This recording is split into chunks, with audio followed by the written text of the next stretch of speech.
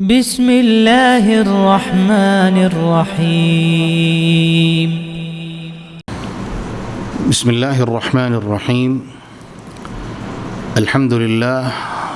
والصلاة والسلام على نبي الله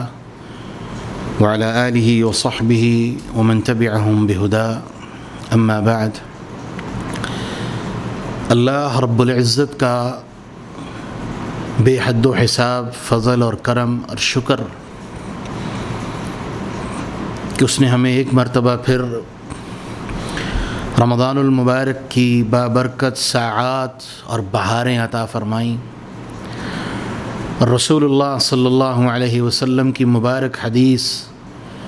جسے امام البانی رحمۃ اللہ علیہ نے سلسلہ صحیحہ میں نقل کیا ہے اور صحیح کہا ہے کہ رسول اللہ صلی اللہ علیہ وسلم نے فرمایا کہ لوگوں،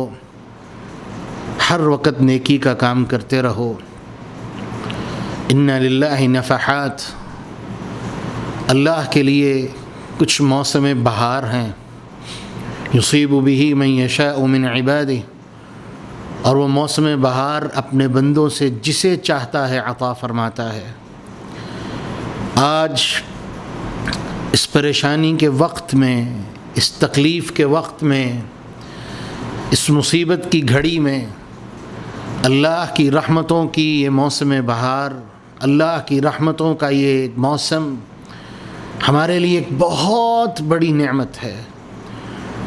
اور صرف اس ایک نعمت پر ہم ساری زندگی سرب سجود رہیں تو حق ادا نہیں ہو سکتا،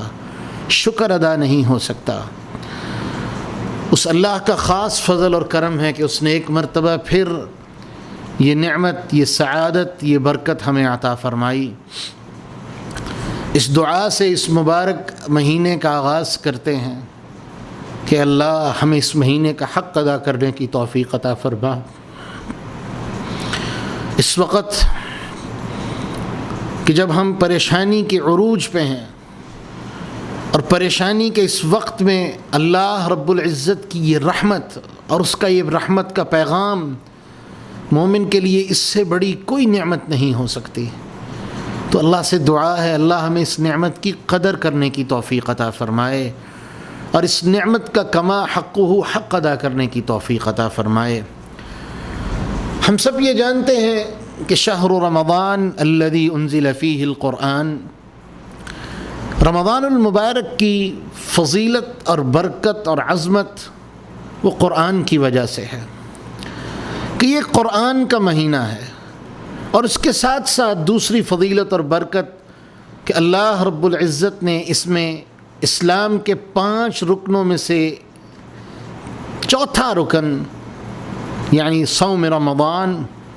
رمضان المبارک کا روزہ، اللہ رب العزت نے ہمیں اس مہینے میں وہ روزے رکھنے کی سعادت نصیب فرمائی اور روزے رکھنے کا حکم عطا فرمایا کہ رمضان کے مہینے میں یا ایھا الذین آمنوا کتب علیکم الصیام کما کتب علی الذین من قبلکم لعلکم تتقون، کہ ایمان والو، اللہ نے تم پر روزے فرض کیے ہیں، کما کتب علی الذین من قبلکم، اور یہ تم پر صرف فرض نہیں کیے بلکہ اللہ نے تم سے پہلے لوگوں پر بھی یہ فریضہ فرض کیا تھا، ان کے ذمے بھی یہ فریضہ لگایا تھا، لیکن ایک چیز جو ان سے بھی مطلوب تھی اور تم سے بھی مطلوب ہے، لعلکم تتقون، کہ تاکہ تم تقوی اختیار کرنے والے بن جاؤ۔ روزہ ایک ایسا عمل ہے کہ سلف صالحین رحمہم اللہ سے کئی ناموں سے یہ قول ملتا ہے کہ روزے سے بڑھ کے بہترین تربیتی عمل کوئی دوسرا نہیں ہے، جس میں بھرپور اخلاص، بہترین اخلاص کی تربیت، ایک بہترین بندے اور رب کا تعلق اور اس کی مشق ہمیں روزے کی شکل میں دیکھنے کے لیے ملتی ہے، اور اس کی مثال کسی دوسری چیز میں نہیں ملتی۔ ایک ایسا عمل جو دکھاوے سے پاک ہے، ایک ایسا عمل جس کے اندر بندہ اپنے رب کے لیے بھوک اور پیاس برداشت کرتا ہے، ایک ایسا عمل جس کے اندر اللہ رب العزت کے حکم کو بجا لاتے ہوئے بندہ حلال چیزوں سے بھی اپنے آپ کو دور کر لیتا ہے، ایک ایسا عمل جس کے اندر اپنے رب کی خوشنودی کے لیے بندہ صبح سے لے کے رات تک بھوک پیاس برداشت کرتا ہے اور پھر رات کی تاریکیوں میں اپنے رب کو راضی کرنے کے لیے اس مبارک مہینے میں آنے والی مبارک کتاب قرآن مجید کی تلاوت کرتا ہے۔ اور اگر یہ کہا جائے تو غلط نہیں ہوگا کہ رمضان اصل میں شہر القرآن ہے، رمضان اصل میں شہر الصیام ہے، اولیت شہر القرآن ہے اور ثانویت شہر الصیام ہے۔ اللہ رب العزت جن لوگوں کو یہ مہینے اور اس کی برکتیں عطا فرماتے ہیں یقیناً وہ مبارک لوگ ہیں۔ اللہ رب العزت ہم سب کو یہ نعمتیں بار بار عطا فرمائے اور ہم سے قبول فرمائے۔ رمضان المبارک جیسے میں نے ابھی عرض کیا کہ اس کی عظمت کا ایک سبب اور سب سے بڑا اور سبب وہ قرآن مجید کا نزول ہے، اور خاص طور پہ وہ مبارک رات جس رات میں اللہ رب العزت نے اس قرآن کو نازل کیا۔ اللہ رب العزت فرماتے ہیں انا انزلناہ فی لیلۃ القدر، دوسری جگہ فرمایا انا انزلناہ فی لیلۃ مبارکہ، کہ اس قرآن کو ہم نے قدر والی رات میں نازل کیا ہے، ایک مبارک رات میں نازل کیا ہے۔ وہ رات جس رات میں اللہ رب العزت نے اس قرآن کو نازل کیا وہ مبارک اور برکت والی رات بنا دی گئی۔ اسی لیے سلف صالحین کہا کرتے تھے کہ جو بندہ قرآن سے جڑ جاتا ہے، جس چیز کا تعلق اور نسبت قرآن سے ہو جاتی ہے، وہ چیز آسمانوں کی بلندیوں میں اور رفعتوں پہ پہنچ جاتی ہے کہ دنیا کی ہر چیز سے وہ چیز ممتاز ہو جاتی ہے، وہ ہستی ممتاز ہو جاتی ہے، وہ ذات ممتاز ہو جاتی ہے، وہ مہینہ ممتاز ہو جاتا ہے، وہ رات ممتاز ہو جاتی ہے، اور وہ شخص جو اس قرآن کو تھام لے وہ بھی ممتاز ہو جاتا ہے۔ رسول اللہ صلی اللہ علیہ وسلم نے فرمایا کہ اللہ رب العالمین کے بھی اہل ہیں، اللہ رب العالمین کا بھی ایک خاندان ہے۔ صحابہ نے پوچھا اللہ کے رسول وہ کون ہیں؟ قال ہم اہل اللہ و خاصۃ، وہ اللہ کے اہل اور گھر والے ہیں اور خاص ہیں۔ کون ہیں؟ قال ہم اہل القرآن، وہ قرآن والے ہیں۔ جو قرآن سے جڑ جاتا ہے، جس کا تعلق اور نسبت قرآن سے ہو جاتی ہے، یہ معمولی نسبت نہیں کہ وہ اللہ والا کہلاتا ہے، اللہ انہیں اپنا خاص کہتا ہے، اللہ انہیں اپنا کنبہ کہتا ہے، اللہ انہیں اپنا خاندان کہتا ہے۔ اس سے بڑی سعادت کائنات میں کیا ہو سکتی ہے؟ من کان للہ کان اللہ لہ، جو اللہ کے لیے ہو جائے پھر اللہ اس کے لیے ہو جاتے ہیں۔ جس کا تعلق اور ربط اللہ کے ساتھ جڑ جائے، اللہ رب العزت اپنا ربط اور تعلق اس کے ساتھ جوڑ دیتے ہیں۔ لیکن افسوس کا مقام یہ کہ ہم اللہ سے بہت دور ہیں، اس کی کتاب سے بہت دور ہیں۔ ہم نے دنیا کے ہر دستور کو اپنے لیے دستور حیات سمجھا ہے، لیکن وہ دستور جسے رب نے دستور حیات کہا ہے ہم نے دستور حیات نہیں مانا۔ لیکن اللہ کے رسول صلی اللہ علیہ وسلم نے ضمانت دے دی، ان اللہ یرفع بہذا الکتاب اقواما، جو قوم بھی اس کتاب کو تھام لے گی، جیسے ابھی ہم نے بات کی کہ جس کی نسبت اس قرآن سے ہوئی وہ بہترین ہو گیا، وہ اعلیٰ ترین ہو گیا۔ اسی طرح فرما دیا ان اللہ یرفع بہذا الکتاب اقواما، جو قوم جو لوگ اس کتاب کو تھام لیں گے، مضبوطی سے تھام لیں گے، یرفع بہذا الکتاب اقواما، اللہ اس کتاب کی وجہ سے ان قوموں کو عزتیں عطا فرمائے گا۔ اللہ رب العالمین اس کتاب کی برکت کی وجہ سے ان قوموں کو رفعتیں اور ترقیاں اور اعلیٰ منزلیں عطا فرمائے گا۔ لیکن افسوس یہ کہ مسلمان، جس قوم کو اللہ نے یہ کتاب دی، جس قوم پر اللہ نے یہ کتاب نازل کی، انہوں نے اس کا حق ادا نہیں کیا، انہوں نے اس کتاب کا حق ادا نہیں کیا۔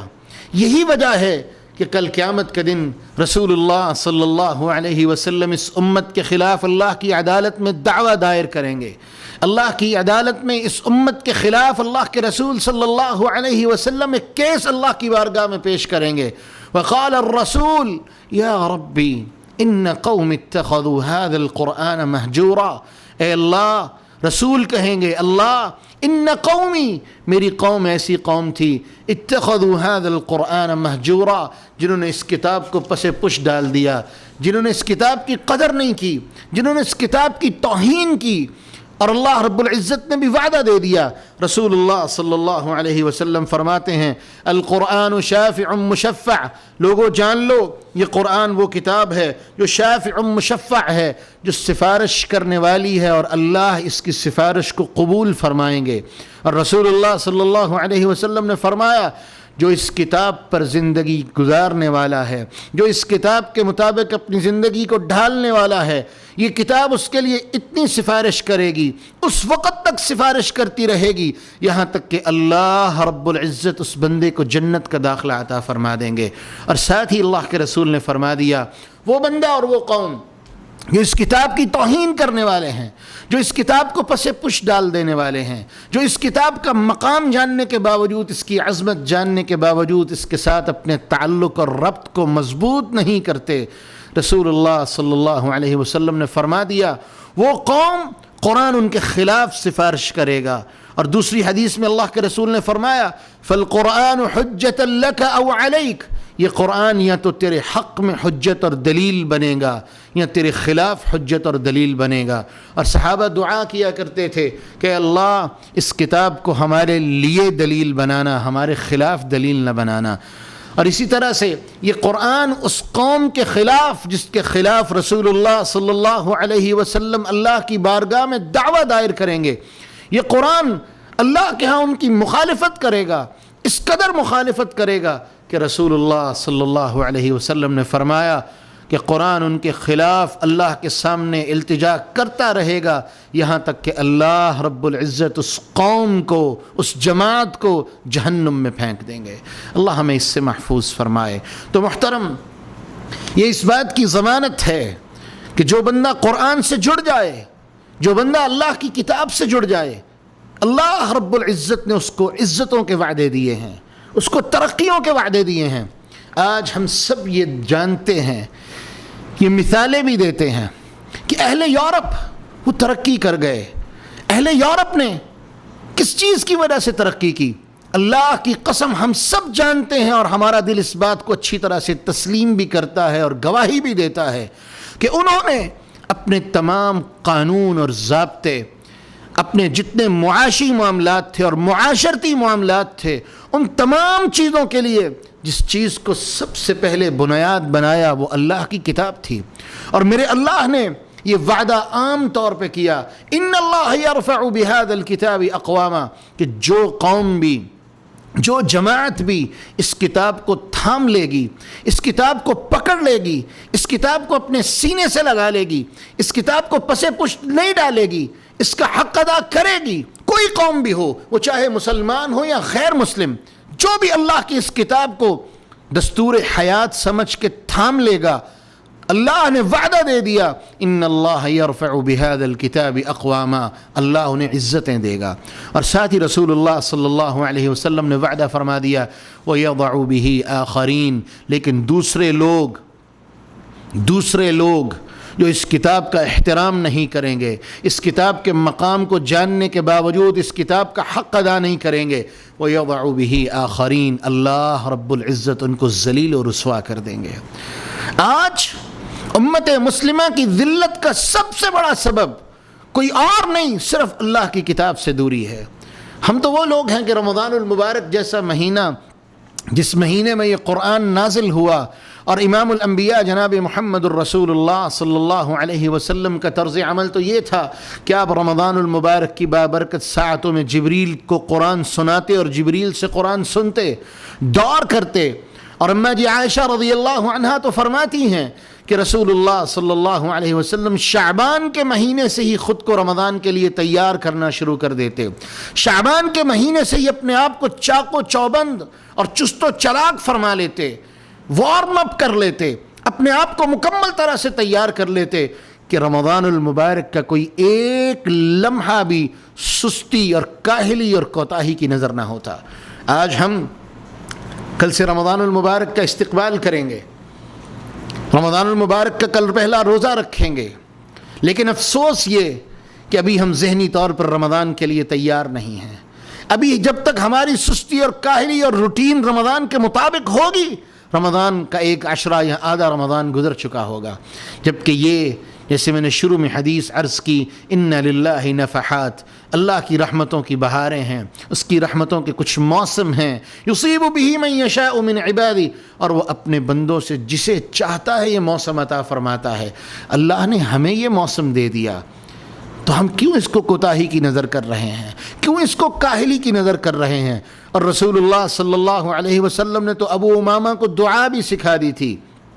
کیا دعا سکھائی تھی؟ اللہم انی اعوذ بک من الہم والحزن والعجز والکسل، اللہ میں تیری پناہ چاہتا ہوں کہ میں عاجز آ جاؤں، کسی چیز سے تنگ پڑ جاؤں، یا میں سستی کا شکار ہو جاؤں۔ ہمیں بھی اللہ سے دعا کرنی چاہیے کہ اللہ یہ تیری برکتوں کا مہینہ ہے، اس کا کوئی لمحہ کستی اور کاہلی کی نظر نہ ہو جائے، کوئی لمحہ کوتاہی کی نظر نہ ہو جائے، کوئی لمحہ سستی کی بھینٹ نہ چڑھ جائے کہ کسی لمحے کو ہم ضائع کر دیں اور وہ لمحہ تیری رحمت کا لمحہ ہو اور وہ ضائع ہو جائے اور کل قیامت کے دن ہمارے لیے حسرت بنا دیا جائے۔ دوسری بات یہ ہے عزیز معزز ناظرین کرام، یہ سلسلہ جو آپ کی خدمت میں ہم پیش کر رہے ہیں، سب سے پہلے تو یہ دعا ہے کہ اللہ رب العزت ہمیں اس کی بہترین توفیق عطا فرمائے اور ہمیں اس کو بہترین طریقے سے آپ کی خدمت میں گوش گزار کرنے کی توفیق عطا فرمائے، اور سب سے بڑھ کے کہ اللہ رب العزت اس سلسلے کو اپنی بارگاہ میں شرف قبولیت سے نوازے۔ ہم رمضان المبارک کے ایام میں آپ کی خدمت میں روزانہ 1 یا سوا پارہ جو تراویح کے اندر پڑھا جائے گا، اور تراویح بھی یہ زندگی کا پہلا رمضان ہے کہ تراویح گھروں میں ہوں گی۔ پاکستان میں تو ایک مشروط اجازت مل چکی ہے، لیکن سعودی عرب جہاں سے میں آپ سے مخاطب ہوں وہاں پر ایسی اجازت نہیں، اور ہم تراویح گھروں میں پڑھیں گے، اور تراویح گھروں سے جب پڑھی جائے گی تو وہ قرآن کی بہاریں، وہ مساجد سے قرآن کی آوازیں، ہم اس سے محروم رہیں گے۔ لیکن ان بابرکت ساعتوں میں جو خیر کے کام میں ہم اپنا حصہ ڈال سکتے ہیں، اسی سلسلے کی ایک کوشش اللہ کی توفیق سے وہ یہ کہ جو بھی ہم تراویح میں قرآن مجید پڑھیں گے اس کا ایک مختصر خلاصہ 40-45 منٹ 50 منٹ کے ٹائم میں روزانہ کی بنیاد پر آپ کی خدمت میں پیش کیا جائے گا، اس دعا کے ساتھ کہ اللہ رب العزت ہم سب سے اس عمل کو قبول فرما لے، اپنی رضا کے لیے قبول فرما لے، ہم سب کے ان اعمال کو اپنی بارگاہ میں قبول فرما کے اللہ اس رمضان کے مہینے کو ہمارے لیے برکتوں والا بنا دے۔ وہ بہاریں جو قرآن کی اور رمضان کی ہوتی ہیں، وہ مساجد کے اندر جو بہاریں ہیں، اللہ ہمیں وہ بہاریں عطا فرما دے۔ ہم یہاں سے بیت اللہ کے قریب ہیں، اور یقین کیجئے کہ آج اس بات پر شدید دل مغموم ہے کہ اس سال رمضان المبارک میں بیت اللہ کی زیارت سے بھی محروم رہیں گے۔ یہ میرے اللہ کے فیصلے ہیں، جو وہ چاہتا ہے وہ فیصلہ فرماتا ہے، لیکن ہم اللہ سے دعائیں تو کر سکتے ہیں کہ اللہ ان بابرکت ساعات میں ہمیں اپنے گھر کے دیدار سے محروم نہ فرما، اپنے گھر کی حاضری سے محروم نہ فرما، اپنے گھر کے عمرے سے، اپنے گھر کے طواف سے ہمیں محروم نہ فرما۔ تو اسی ضمن میں آج پہلی نشست قرآن مجید کے کچھ فضائل کے حوالے سے آپ کی خدمت میں عرض کروں گا، کچھ احادیث، کچھ قرآن مجید کے آیات آپ کی خدمت میں گوش گزار کروں گا، کیونکہ یہ فطرتی امر ہے کہ جس چیز کے ساتھ انسان مانوس ہونے لگتا ہے، جب تک اس چیز کی کوئی افادیت اور اہمیت اس کے سامنے نہ ہو، اس چیز کو اپنا وقت نہیں دیتا، اس چیز کی طرف توجہ نہیں کرتا۔ تو اسی لیے قرآن مجید کے وہ فضائل اور وہ مبارک احادیث اور وہ مبارک بیانات جو رسول اللہ صلی اللہ علیہ وسلم کی زبان مبارک سے وارد ہوئے ہیں، وہ آپ کی خدمت میں کچھ فضائل میں عرض کروں گا۔ اللہ سے دعا ہے اللہ ہم سب سے ان اعمال کو قبول فرمائے۔ سب سے پہلے تو یہ بات یاد رکھیں، رمضان شروع کرنے سے پہلے اپنے دلوں کو صاف کر لیں، اپنے نفس کو صاف کر لیں، اپنے دل کے اندر جو کینہ، جو حسد، جو بغض، جو غصہ، جو عناد کسی کے لیے بھی ہے، اپنے دلوں کو صاف کر لیں، کیونکہ یہ بات یاد رکھیں اللہ رب العالمین کا بنایا ہوا اصول ہے، فَلْيَعْفُوا وَلْيَصْفَحُوا أَلَا تُحِبُّونَ أَن يَغْفِرَ اللَّهُ لَكُمْ، کہ لوگوں معاف کر دیا کرو، لوگوں درگزر کر دیا کرو۔ کیا تم اس بات کو پسند نہیں کرتے کہ جب تم بھی غلطیاں کر کے اللہ کی بارگاہ میں معافی کے لیے جاؤ تو تمہیں بھی اللہ تمہاری غلطیوں سے معاف کر دے؟ یاد رکھیں غلطیاں معاف کرنے کے لیے ہوتی ہیں. غلطیوں پہ سزا تب دی جاتی ہے جب غلطیاں جرم بن جائیں. انسان غلطی کرنے والا ہے، کوئی انسان بھی ہے، انسان کے ساتھ ظلم اور زیادتی کرنے والا ہے، غلطی کرنے والا ہے، اپنے رب کے ساتھ اور اس کے حق میں زیادتی کرنے والا ہے. لیکن میرا اللہ قرآن میں اس بات کا واضح فیصلہ دے دیا میرے مالک نے کہ وَلَوْ يُؤَاخِذُ اللَّهُ النَّاسَ بِمَا كَسَبُوا مَا تَرَكَ عَلَى ظَهْرِهَا مِن دَابَّةٍ. اگر اللہ لوگوں کو ان کے گناہوں کی سزا فوراً دینا شروع کر دے، مَا تَرَكَ عَلَى ظَهْرِهَا مِن دَابَّةٍ، زمین پر کوئی جانور بھی باقی نہ رہے، وَلَكِنْ يُؤَخِّرُهُمْ إِلَىٰ أَجَلٍ مُّسَمًّى، اللہ ان کو مہلت دے دیتا ہے. اسی طرح سے اچھا انسان وہ ہے جو کسی کی معافی کا انتظار نہ کرے بلکہ آگے بڑھ کے اسے معاف کر دے کہ جاؤ میں نے اللہ کے لیے تمہیں معاف کیا ہے، اور اپنے دل کو صاف کر لے. کیونکہ وہ دل جو اپنے دل سے کینہ، حسد، بغض نکال کے صاف کر کے اللہ کی عبادت میں مصروف ہوتا ہے، یہی تو وہ قلب سلیم ہے جو میرے اللہ کو مطلوب ہے. یہی تو وہ مبارک دل ہے جو میرے اللہ چاہتے ہیں.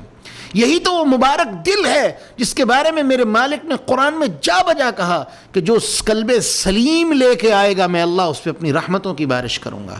تو اپنے دل کو قلب سلیم بنائیے. ہر انسان غلطی کرنے والا ہے، غلطیوں پہ سزائیں دینے کی عادت نہ بنائیں، غلطیوں کو معاف کر دیں اس یقین کے ساتھ کہ اللہ آپ کو معاف کر دے گا. اور اگر یاد رکھیں، اگر انسانوں کو ان کی غلطیوں کی سزائیں دینے پہ آ جائے تو مجھے عربی کا ایک جملہ اکثر یاد آتا ہے کہ اگر تم کسی پر قدرت رکھتے ہو اور اس کو اس کی غلطی کی سزا دینا چاہتے ہو اور وہ بندہ تم سے اپنی غلطی کی معافی کا طالب ہے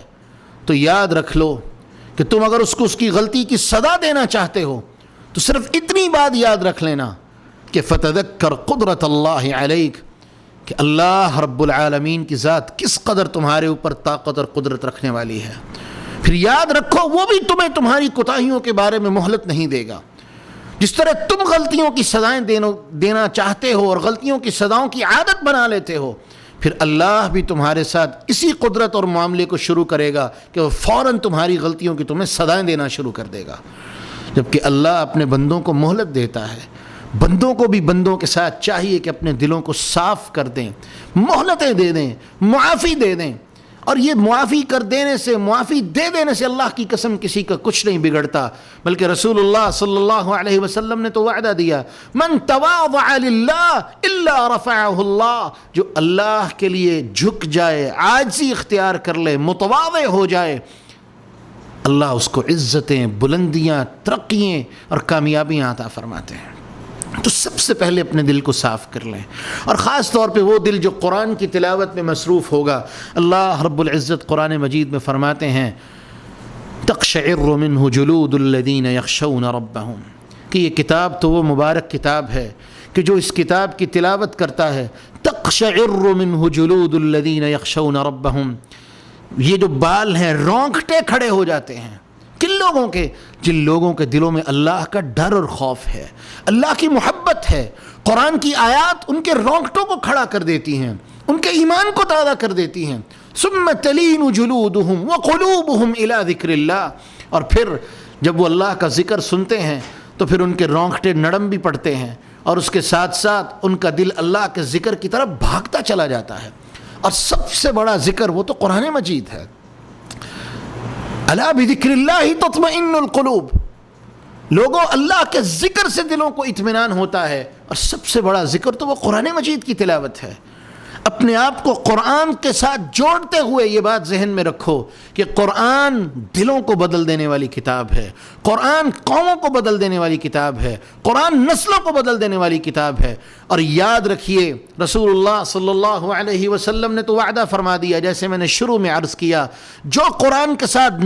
جس کی نسبت قرآن کے ساتھ جڑ جائے گی، جو قرآن کے ساتھ جڑ جائے گا، اس کا عالم تو یہ ہے کہ رسول اللہ صلی اللہ علیہ وسلم نے فرمایا خیرکم من تعلم القرآن وعلمہ، تم میں سے سب سے بہترین وہ ہے، کوئی بڑا آفیسر، کوئی کمپنی کا مالک، کوئی بادشاہ وہ بھی بہتر نہیں ہو سکتا، بلکہ کون کہا تم میں سے بہترین ہے؟ خیرکم من تعلم القرآن وعلمہ، جو قرآن سیکھنے والا ہے اور سکھانے والا ہے، جو قرآن پڑھنے والا ہے، قرآن پڑھانے والا ہے۔ میرے محترم، میں یہاں آپ سے ایک سوال کرتا ہوں، جو بہترین ہے کیا اس سے اس بات کی توقع کی جا سکتی ہے کہ وہ قرآن بھی پڑھ رہا ہو اور قرآن بھی پڑھا رہا ہو، لیکن اس کے دل میں کسی کے لیے کینہ ہو، کسی کے لیے غصہ ہو، کسی کے لیے عناد ہو، کسی کے لیے بغض ہو، کسی کے لیے حسد ہو؟ نہ، جو بہترین ہوتے ہیں ان کے دل ان چیزوں سے پاک ہوتے ہیں۔ اپنے دل کو رمضان شروع ہونے سے پہلے، قرآن کھولنے سے پہلے معاف کر دیجئے اور اپنے دلوں کو صاف کر لیجئے۔ اس صحابی کے واقعے کو مت بھولیے جسے رسول اللہ صلی اللہ علیہ وسلم نے جنت کی بشارت دی تھی۔ آقا علیہ الصلوۃ والسلام نے جنت کی بشارت دی تو دوسرے صحابی کو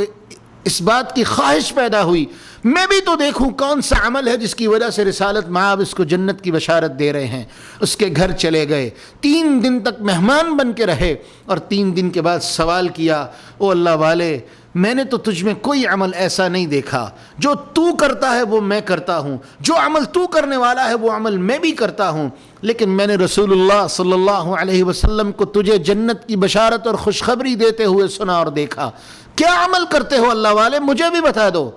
کہا میں تو کسی اور عمل کو نہیں جانتا سوائے ایک عمل کے کہ رات کو سونے سے پہلے میں اللہ رب العزت کو گواہ بنا کے ہر اس شخص کو معاف کر کے سوتا ہوں، اپنی زندگی کے صفحے کو اینڈ کر کے سوتا ہوں، اور اگلے دن ایک نئے صفحے کا آغاز کرتا ہوں، ہر اس شخص کو معاف کر دیتا ہوں جس نے میرے ساتھ ظلم کیا ہو، زیادتی کی ہو، کسی طرح کا کوئی معاملہ کیا ہو، میں اللہ کے لیے اسے معاف کر دیتا ہوں، اور ہر روز اپنے رب کے ساتھ اور اللہ کی مخلوق کے ساتھ ایک نئے صفحے سے زندگی کا آغاز کرتا ہوں۔ رمضان شروع کرنے سے پہلے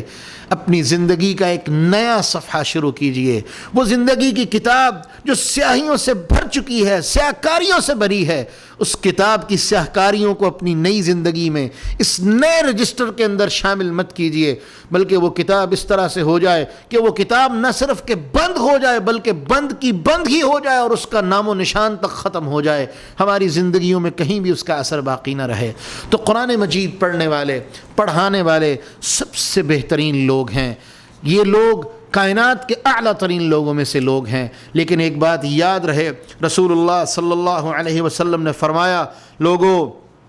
تعلموا القرآن، قرآن سیکھو اور سکھاؤ، وصلوا اللہ بہ الجنہ، لیکن اس کے بدلے میں اللہ سے جنت کا سوال کیا کرو، قبل ان یتعلمہ قوم، اس سے پہلے کہ ایک ایسی قوم آ جائے جس کا قرآن سیکھنے کا 3 مقصدوں میں سے ایک مقصد ہوگا، 3 مقاصد ان کے اندر ہوں گے۔ نمبر 1، یسألون بہ الدنیا، ایک ایسی قوم آئے گی جو قرآن پڑھنا اور پڑھانا صرف اس لیے کرتی ہوگی کہ لوگوں کے اندر ان کی شہرت ہو جائے، دنیا ان کا مطلوب ہوگی، کیونکہ رسول اللہ صلی اللہ علیہ وسلم نے فرمایا فإنہ یتعلم قرآن بثلاثہ، 3 وجوہات کی بنا پر انسان قرآن سیکھتا اور سکھاتا ہے۔ کون کون سی 3 وجوہات؟ رجل یباہی بہ، ایک وہ بندہ جو یہ چاہتا ہے کہ میں قرآن پڑھتا اور پڑھاتا رہوں، اور اس طرح پڑھتا اور پڑھاتا رہوں کہ لوگوں کے اندر میری شہرت ہو، لوگ میرے نام کا ڈنگا بجائیں کہ یہ بڑا قاری ہے، بڑا خوبصورت قرآن پڑھنے والا ہے، یہ معلمہ یا معلم بہت بڑا معلم ہے، یہ قرآن کی بڑی عجیب و غریب تفسیریں لوگوں کو بیان کرتا ہے۔ جو شہرت کا طالب ہے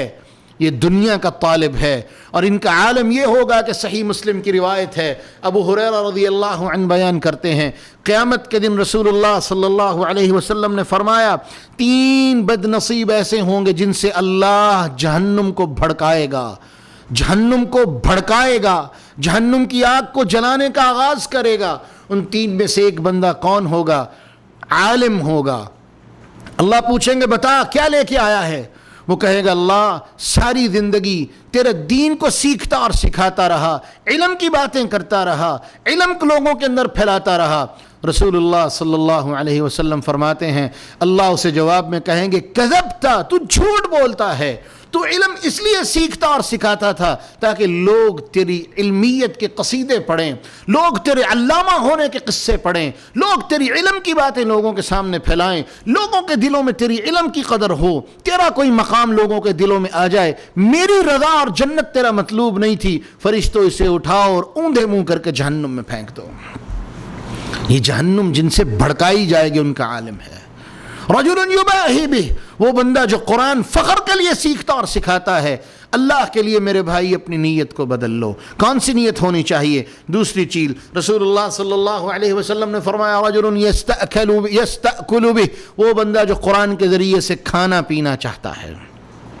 قرآن کو ذریعہ معاش بنا رہا ہے۔ اور تیسرا بندہ وَرَجُلٌ يَقْرَأُهُ لِلَّهِ، اور وہ بندہ جو قرآن کو اللہ کے لیے پڑھتا ہے۔ یہ ہے سب سے بڑی نیت، اللہ کے لیے اس کتاب کو پڑھو، اللہ کے لیے اس کتاب کو پڑھو۔ اور ابو زرعہ رضی اللہ رحمہ اللہ، ان کا عالم یہ تھا،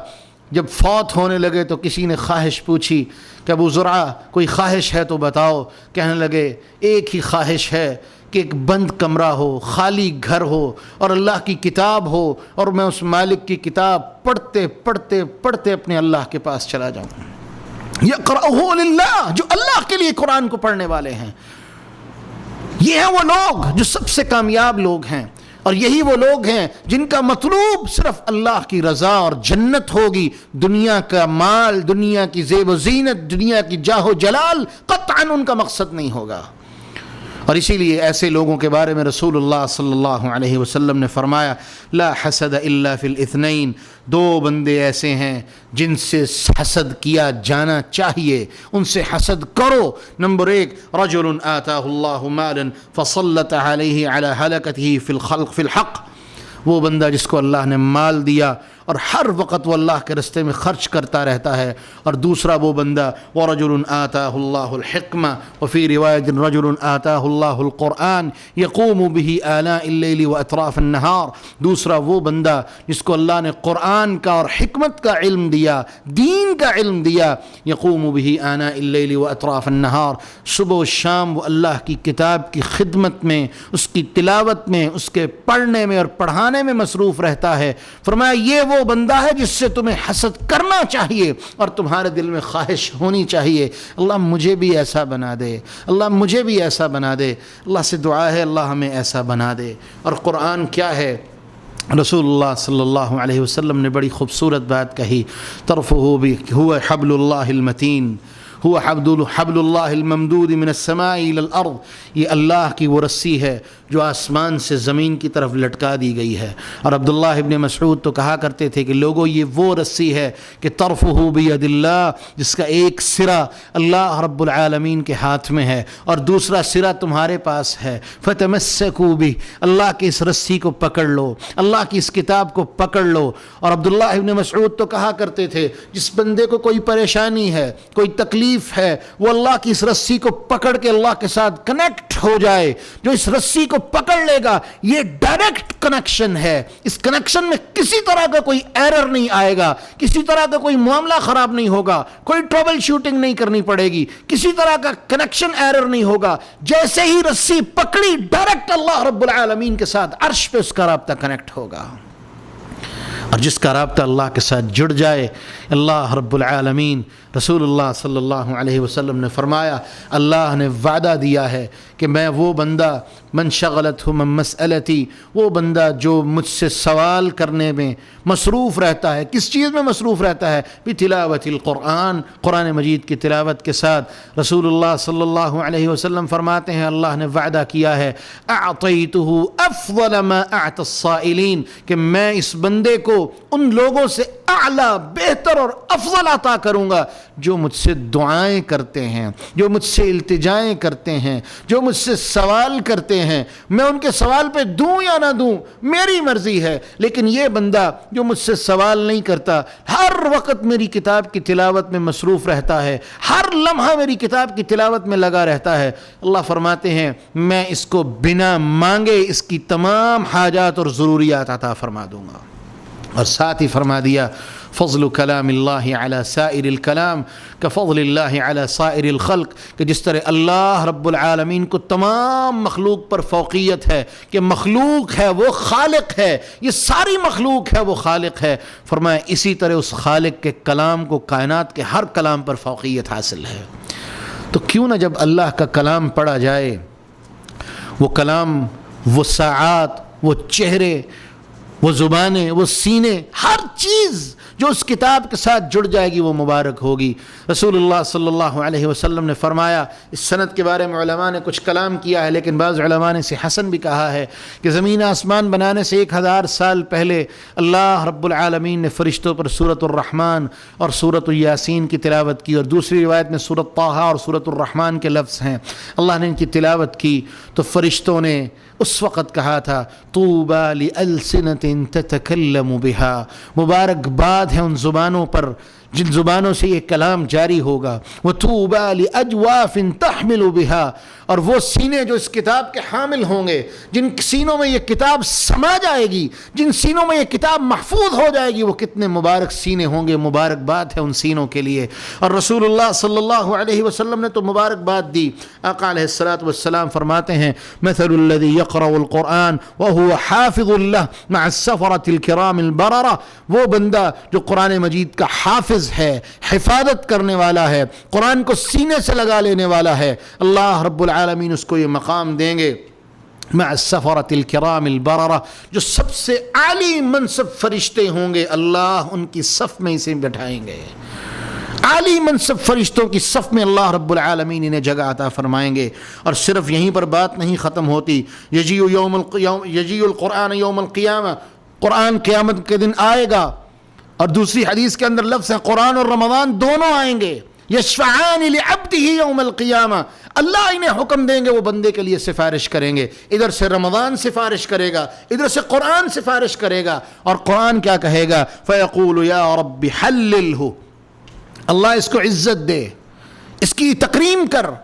رسول اللہ صلی اللہ علیہ وسلم فرماتے ہیں فیلبس تاج الکرامہ، اللہ رب العالمین اس کو عزت کا تاج پہنائیں گے، اس کے والدین کو عزت کا تاج پہنائیں گے، اور ساتھ فرمایا ثم یقول یا رب زدہ، اللہ ابھی میں راضی نہیں ہوا اور اس کو عطا کر۔ رسول اللہ صلی اللہ علیہ وسلم فرماتے ہیں فیلبس حلۃ الکرامہ یا کرامہ، اللہ اس کو عزت کا لباس پہنا دیں گے، پہلے تاج پہنایا، پھر لباس پہنایا، پھر کہے گا قرآن یا رب ارض عنہ، اے اللہ اس سے راضی ہو جا، فیرضى عنہ، اللہ کہیں گے جا قرآن میں نے تیری سفارش کو قبول کیا، میں اس سے راضی ہو گیا ہوں، فیقال له، اور پھر اللہ اپنی رضا کا اعلان کیسے فرمائیں گے فیقال لحافظ القرآن وقارئ القرآن، قرآن کے حافظ اور قاری کو کہا جائے گا اقرأ ورقا ورتل، پڑھتا جا اور چڑھتا جا، اور اس طرح پڑھنا جس طرح محبت سے دنیا میں پڑھتے تھے، کما کنت ترتل فی الدنیا، جس طرح دنیا میں محبت سے قرآن پڑھتے تھے،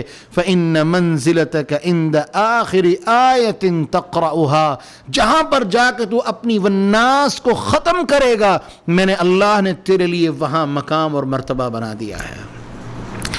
یہ اعزاز اللہ قرآن والوں کو دے گا۔ یہاں پر ایک بات ذہن میں رہے،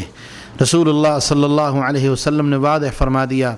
کچھ لوگ ایسے ہوتے ہیں جو قرآن تو پڑھتے ہیں، رسول اللہ صلی اللہ علیہ وسلم نے ان کو 4 حصوں میں ڈیفائن کیا۔ آقا علیہ الصلوۃ والسلام فرماتے ہیں المؤمن الذی یقرأ القرآن ویعمل بہ، پہلی کیٹیگری وہ لوگ جو قرآن پڑھتے بھی ہیں اور عمل بھی کرتے ہیں، کالاترجہ، وہ ایک اترجہ نام کے پھل کی طرح ہیں جس کو سنگترا بھی کہا جاتا ہے، سنگترے کے پھل کی طرح ہیں، طعمها طیب وریحها طیب، جس کا ٹیسٹ بھی بڑا اچھا ہوتا ہے، وریحها طیب، اور خوشبو بھی بڑی اچھی ہوتی ہے۔ یعنی وہ مومن جو قرآن پڑھتا ہے اور عمل بھی کرتا ہے، اس کا اپنا آپ بھی مبارک ہے، اور اس کی ذات جو قرآن پر عمل کرنے والی ہے یہ بھی مبارک ذات ہے۔ اور دوسرا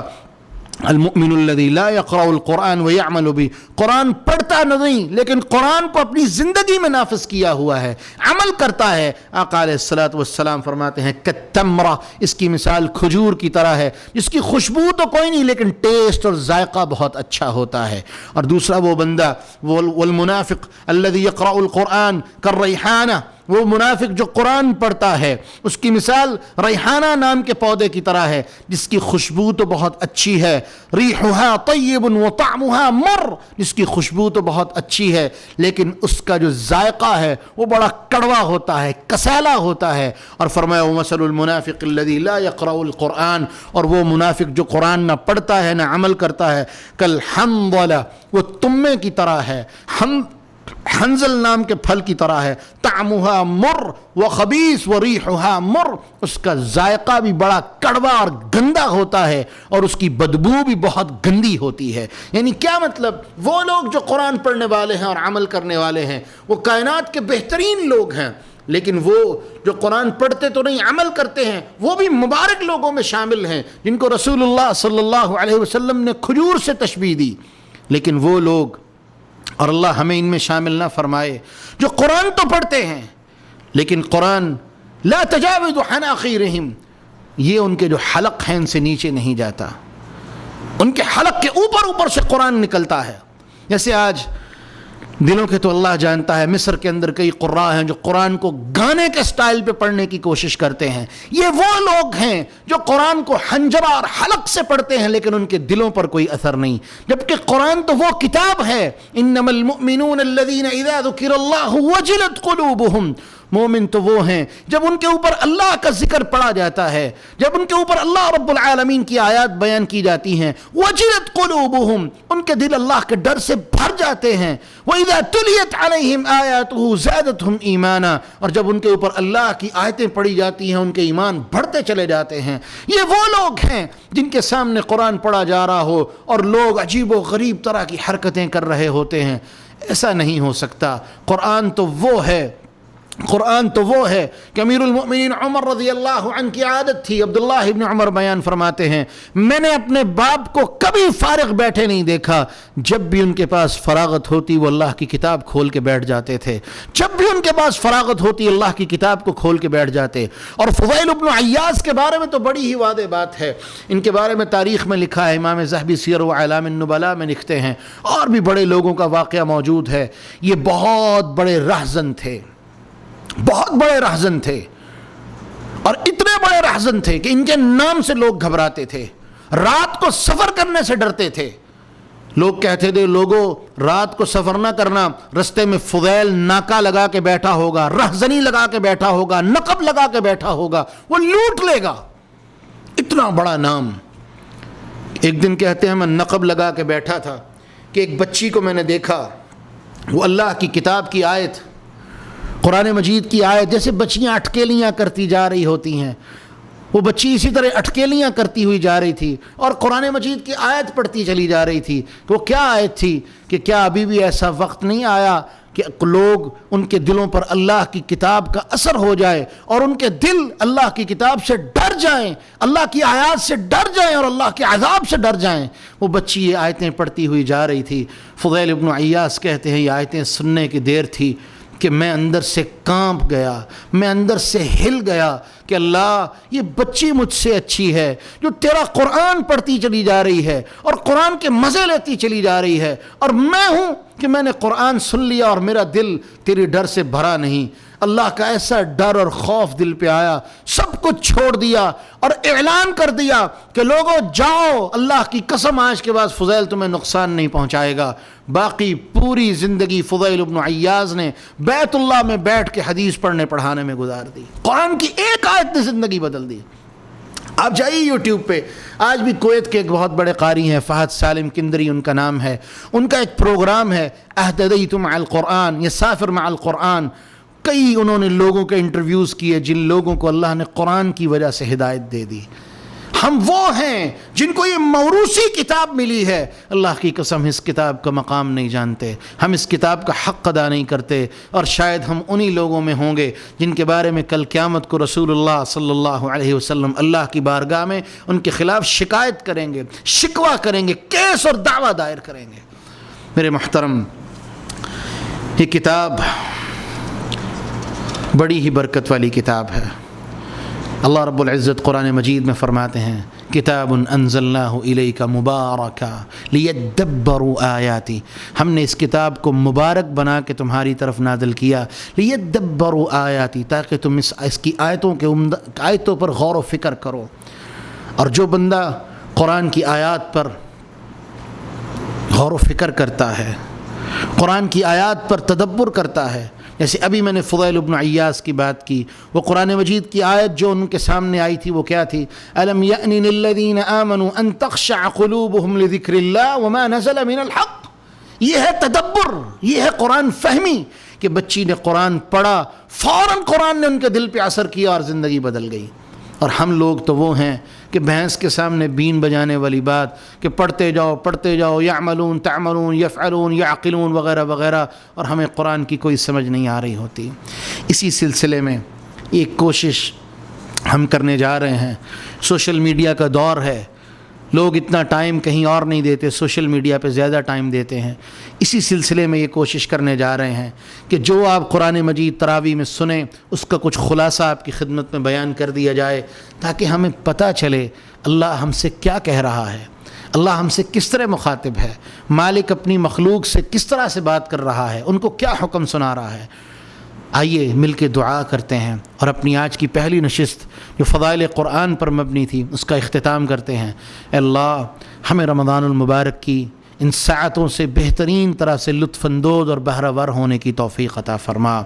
اللہ ان ساعتوں کو ہمارے لیے مبارک بنا دے اور ان ساعتوں میں ہمیں بہترین عمل کرنے کی توفیق عطا فرما، اپنا بہترین بندہ بنا، اپنی بہترین عبادت کی توفیق عطا فرما، اور سب سے بڑھ کے اللہ ہمیں ان لوگوں میں شامل نہ فرمانا جو رمضان سے پہلے بھی محروم تھے اور رمضان میں بھی تیری رحمت سے محروم کر دیے جائیں۔ اللہ ہمیں اپنی کتاب سے محبت والا بنا، اپنی کتاب سے محبت کرنے والا بنا، اور اپنی کتاب کے ایک ایک حرف کو سمجھنے اور اس پر عمل کرنے والا بنا۔ اور آخری حدیث سن لیجئے، رسول اللہ صلی اللہ علیہ وسلم نے فرمایا وہ بندہ جو قرآن مجید کا ایک ایک حرف پڑھتا ہے، ایک ایک حرف، اس حرف کے بدلے میں اللہ اس کو 10 نیکیاں عطا فرماتے ہیں۔ اور رمضان المبارک کی بابرکت ساعتیں، حدیث ہے اللہ کے رسول نے فرمایا یضاعف الحسنات، اللہ نیکیوں کو بڑھا دیتے ہیں، کئی گنا تک بڑھا دیتے ہیں۔ تو جب نیکیاں بڑھ چکی ہیں، نیکیوں کا لیول ہائی ہو چکا ہے اور نیکیوں پر اجر و ثواب کا لیول بھی ایکسٹریم تک پہنچ چکا ہے، تو اللہ ہمیں کبھی بھی اس کتاب جیسی تلاوت کی نیکی سے کبھی بھی محروم نہ فرمائے۔ اور سب سے بڑھ کے یہ صرف کتاب زبان پر جاری نہ ہو بلکہ اللہ ہمیں اس پر عمل کرنے کی توفیق عطا فرمائے۔ آج کے لیے اجازت دیجیے، کل آپ کی خدمت میں انشاءاللہ سورۃ البقرہ کے خلاصے کے ساتھ حاضر ہوں گے۔ اللہ سے دعا ہے اللہ ہمارا سننا اور سنانا اپنی بارگاہ میں قبول فرمائے۔ وآخر دعوانا ان الحمد للہ رب العالمین۔